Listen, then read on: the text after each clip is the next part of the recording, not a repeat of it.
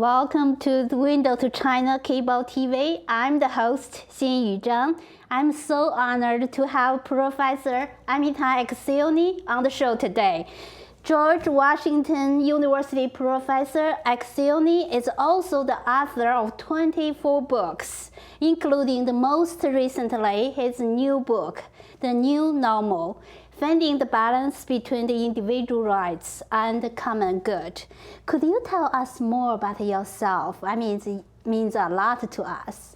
Well, thank you very much for having me. I'm delighted to be here and looking forward to talk about China. But to talk a little about myself, well, I was born in Germany, but I'm Jewish, so the Nazis didn't like the idea of having me there. So when I was 6 years old, my parents took me to what was called Palestine in those days. I should say we didn't have much choices. Most countries wouldn't take any more Jewish refugees. And in fact, the United States sent a ship full of Jewish refugees back to the Nazis. The State Department said, well, we could take 20,000 Jews out of 6 million, but we take old ones because they don't multiply. So it gave you a sense of the atmosphere. And so I moved with my parents to the Middle East. Until in 1947, I was in high school. Israel was founded. And a famous story, the 7 Arab armies attacked the one-day-old state, and I went to fight. And you see in a moment there's a great relevance to my work with China, because I was in combat for 2.5 years. My first book is called A Diary of a Commando Soldier, but I hated every minute of it. A lot of my friends were killed, others were wounded. We killed a lot of other people. And I left the war with a sense that we should do everything possible, go the extra mile to avoid wars. And so when I then came to the United States, I became very active, first in the movement against the war in Vietnam. Actually, my first article about it appeared in the Washington Post in 1964, which is quite early in the protest movement. And then I became even more active in the movement against nuclear weapons, demonstrated and such. I've written 2 books about it. So that stayed with me. So recently, when I started reading about people criticizing China violently, and people in China criticizing the United States in very aggressive terms, I became very concerned about that. And I got together with a group of Chinese and American, and we've been meeting and trying to find ways to prevent our 2 nations from going to war or even thinking about it. And the good news is that if you think about it, and I'm sure we have a chance to talk about it, there are really no serious differences between China and the United States. This is not like we both want, I don't know, India or whatever. Yeah. And there are a lot of overlapping interests, concern with nuclear weapons, concern with terrorism, climate, pollution. So there really is here, they're particularly sad if both countries need money for their domestic growth, if that would be spent, as at the moment both do, on ever more weapons. Yeah, I agree with you. You went to the war. You know this war is a disaster for citizens. Every people don't need it at all. So in China, same thing. My parents went through all the civilian wars in China, the anti-Japanese wars in China. So they tell the story. We just feel it's this tragedy. People just, when they are in the fire and the water, they know where to go. They just running, no direction at all. I mean, it's no war to me. I mean, I'm so glad that you promoting these activities to make exchange between the China and the U.S.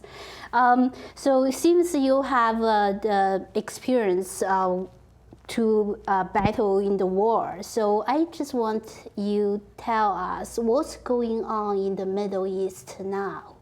Why has it become difficult? That means ISIS becomes very terrible for people. Well, it's really a particularly tragic situation.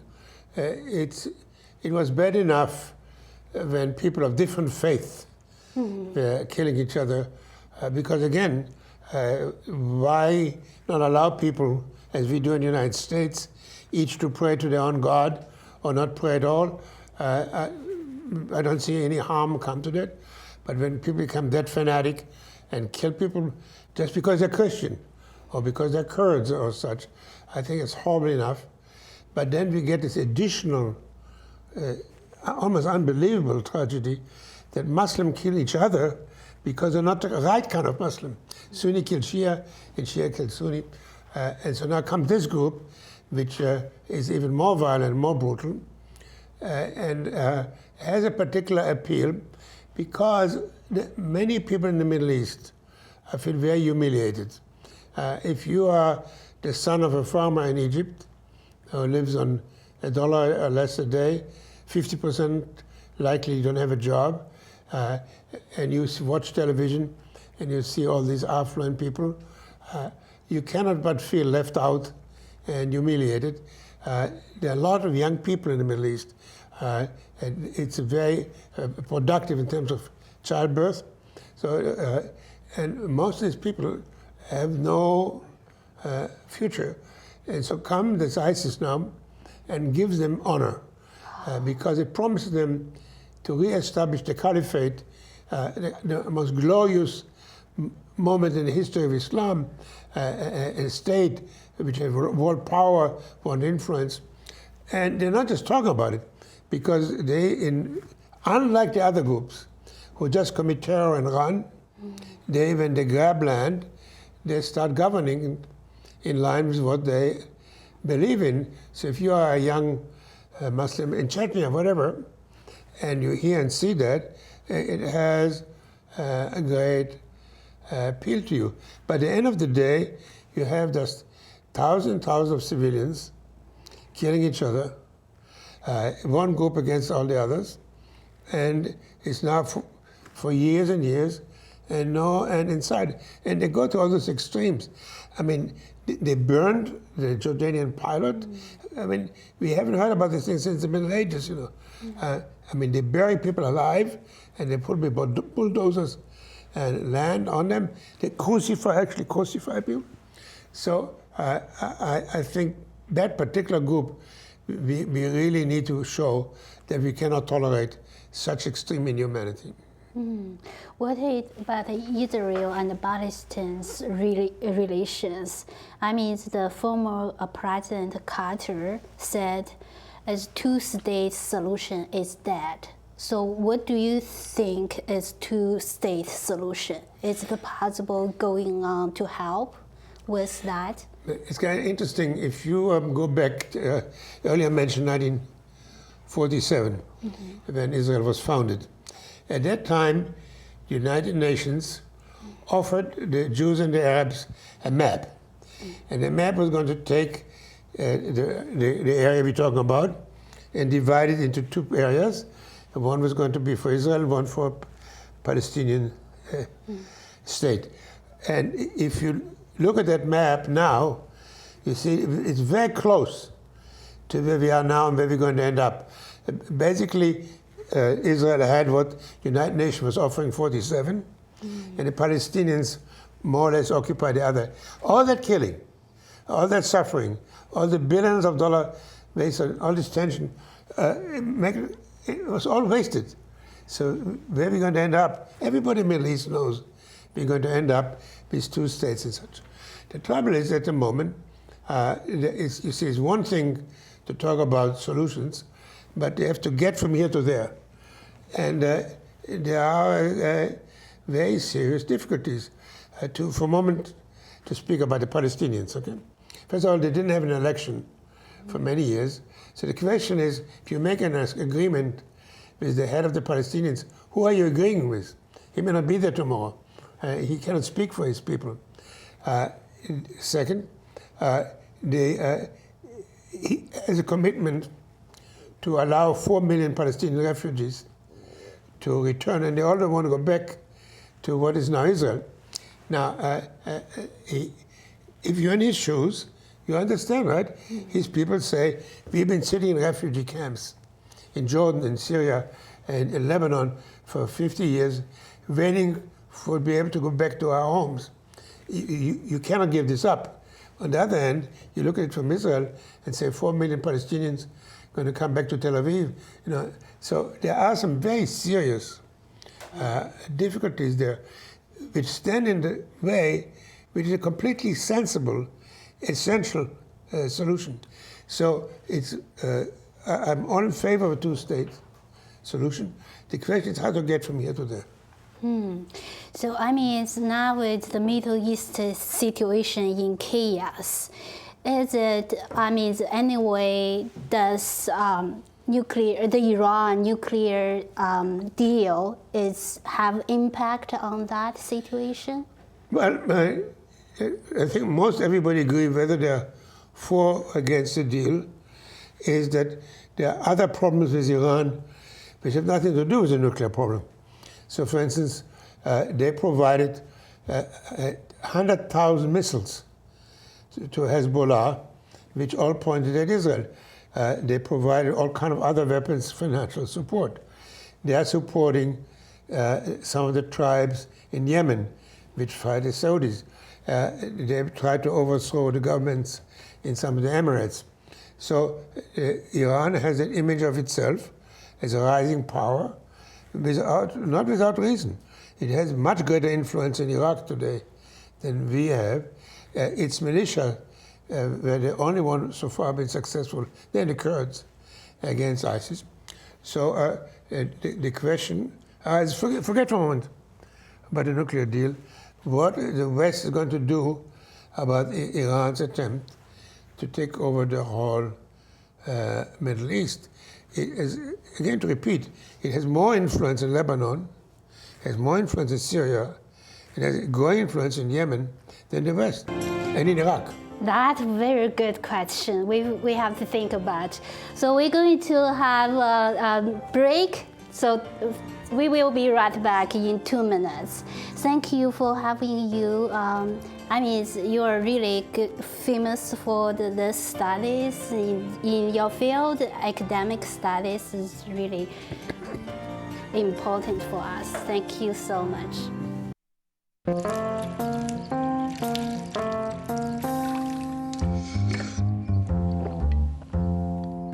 Here, kitty, kitty. Here, kitty, kitty, kitty. Here, kitty, kitty. You'd think it would be easy to tell which kids have trouble with their eyesight. But that's not always the case. Even though 1 in 4 children may have a vision problem, eye doctors tell us the symptoms aren't always so obvious. We do know that 80% of all childhood learning is visual. And without good vision, kids can have trouble learning to read and may fall behind in school. For clues on how to spot the real-life signs of childhood vision problems and what parents can do, visit checkyearly.com. A public service message from the Vision Council of America and Reading is Fundamental.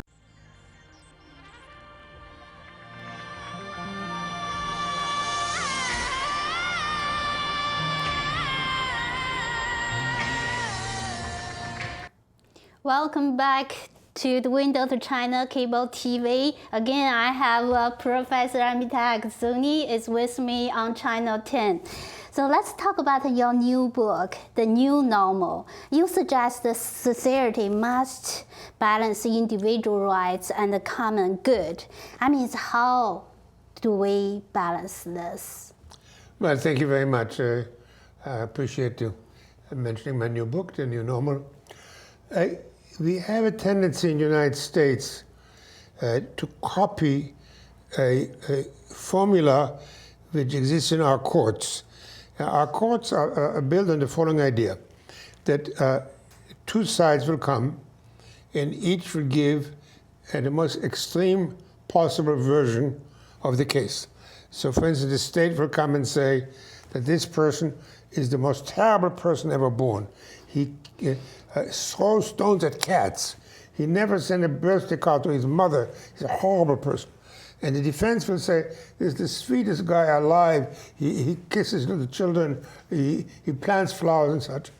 And each one represents the most extreme possible version of the case. And the jury is supposed to decide what is true on the basis of two extreme stories. And I want to emphasize, the jury is not allowed to ask any questions. The judge is not allowed to ask any questions. All you have is this two extreme presentation. Now we copy this now in public life. So we have the Republicans come and say, the government is terrible, it does all these awful things, it wastes the money, it occupies, it spies on you and such. And the Democrats say it's Wall Street is exploiting people, creating inequality, and so each one takes the most extreme possible position. And instead of anything arising out of this, we get a polarization, a freeze, and most of the nation business simply doesn't get done. So our position starts with the notion that we should admit from the beginning that we have more than one commitment. So on the one hand, we do need to worry about our security. There are hundreds of Westerns who fight with ISIS, who can come to the United States without a visa, because they come from countries like Britain, who have free entry to the United States. So we do have to worry about terrorism. I mean, we had some very bad experiences, and recently there were terrorist attacks in London, in Spain, in France. It would be ridiculous to assume that we're going to be immune forever, okay? On the other hand, we obviously have, our rights are very important. It's what we're all about.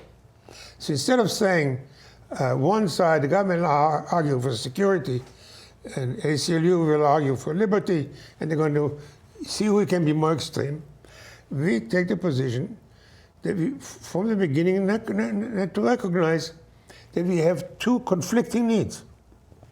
Both have to be served.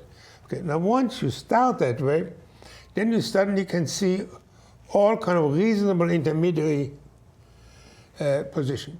So for instance, in 1972, there were a lot of skyjacking. People would grab an airplane, threaten the pilot, and take it to Cuba. And lots of them. And we introduced those screening, which we are now so familiar with, where before you go into an airplane, you see if you have a weapon or not.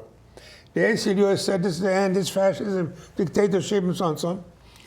Well, we decided that the intrusion is minimal. It delays you for 10 seconds. It does not reveal anything about you other than if you carry a weapon or not. The skyjacking stopped. So by now, nobody, well, next to nobody, anymore fusses about that. It's part of our life. It would be better not to have it. But then you would have weapons and bombs on airplanes. So in this case, we tilted in one direction. On the other hand, when the government authorized torture, we said that is not acceptable. Under no condition, whatever happens, we will have to survive without torture. There we went in the other direction.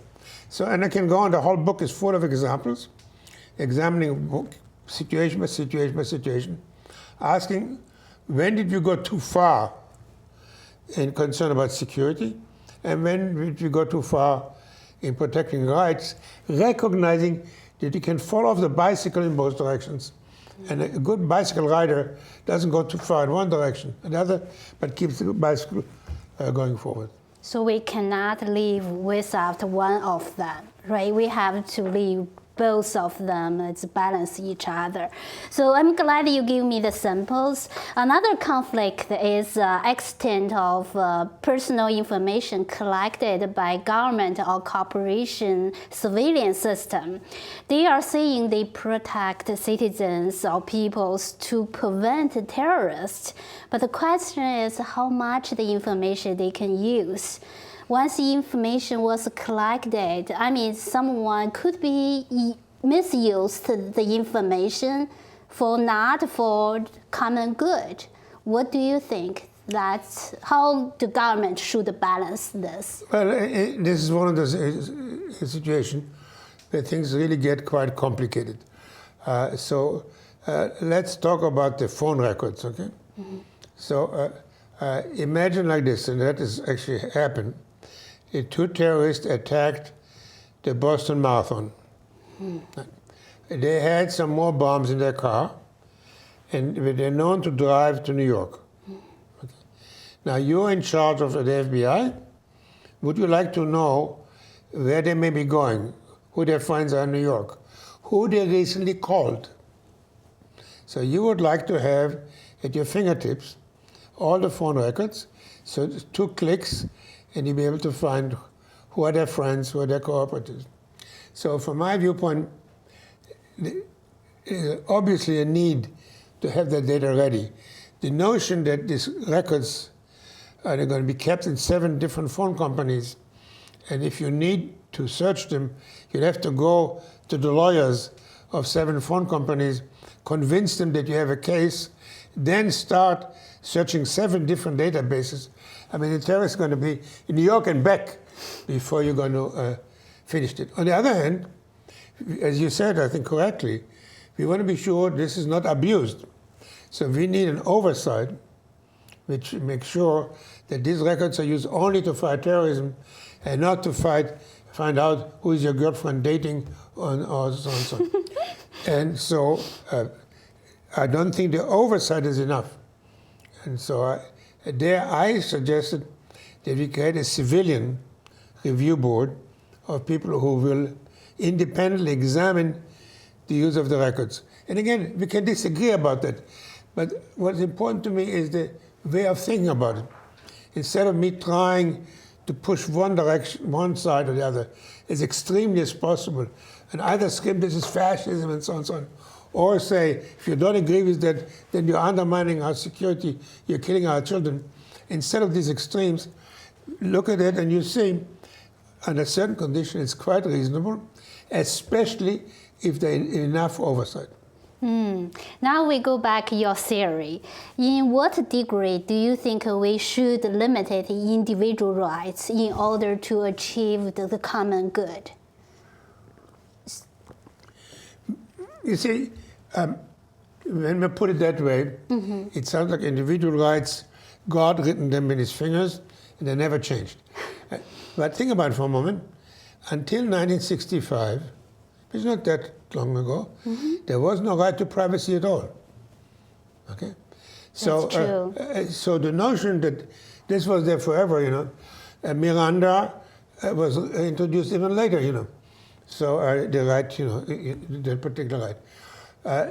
Until 1920, the First Amendment, which is our most sacred right to free speech, was not understood at all in the way we understand it today. So rights are interpreted and recalibrated all the time. Sometimes we add, sometimes we change them. So the notion that is something which cannot be touched is simply completely uninformed. So in your theory or U.S. Constitution, both give the individual rights and the definition, also the common good definition. So generally, in certain situations, probably we should give up our individual rights for the common good. So that's we should not give them up. No, just step down a little bit, or? Well, the Constitution is a living document. Here, let me make it very straightforward. The Fourth Amendment says there be no unreasonable search. It doesn't say there be no search. So the question is, what is reasonable? What's reasonable changes. If tomorrow terrorists will come with a nuclear weapon, we will allow many more searches, right? Does it mean we give up our rights? No, the Constitution says there be no unreasonable searches. What is reasonable will change with the circumstances. So no, I'm not talking about giving up rights. I'm just talking about realizing the Constitution always was a living document. So it's a Constitution, it's not a double message. That's protect individual rights, also the common good. So for more information, please read Professor Etzioni's new book, The New Normal, Finding the Balance Between the Individual Rights and the Common Good. Now let's move on to the topic on China. I know you went to China in 2014. Can you talk about a little bit of that? All right. Well, first of all, I want to invite all of your listeners, all the viewers, to a major meeting. We have at George Washington University, free. It's not a commercial. We're not selling anything. It's open to the public on October 5, the whole day. And we bring in Chinese leaders and American leaders for the purpose of seeing how we can step away from the trend toward conflict and tension. And we very much appreciate your opportunity to tell your many viewers about that. What was the question now? I'm interested in your view on China. As President Xi will visit U.S. in September, probably South Sea issues will be discussed, and the other security competitions will be discussed as well. So, can you give if Barack Obama administration asks you a piece of advice, what would be? Well, it's very important if you recognize that both nations really have very few things on which they differ. Yeah. And there are a lot of profound shared interests. Yeah, probably we have to make another show. So you have very good point, Will, for us. Thank you for joining us. We will wrap up today. Thank you for watching. We will see you next time. Bye-bye.